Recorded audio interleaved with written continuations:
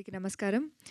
Press మీట్‌లోనే చాలా మాట్లాడాను. But అయినా నాకు సాటిస్ఫై అయ్యి నేను హ్యాపీగా వచ్చే ఫస్ట్ సక్సెస్ మీట్ ఇది నాకు. బికాజ్ ఎంత బాగా మూవీ చేసినా ఇప్పుడు ముందు ఏ మూవీ చేశాను.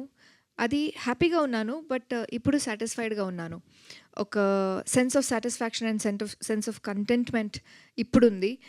ఎప్పుడు నాకు బాగా కనిపిస్తారు. స్క్రీన్ ప్రెజెన్స్ బావుంది. అలానే కాంప్లిమెంట్స్ వస్తూ ఉంటుంది. ఈ మూవీకి ఫస్ట్ టైమ్ నాకు పెర్ఫార్మ్ చేశారని వచ్చింది. And that is something I was really waiting for. And definitely the credits goes to our director.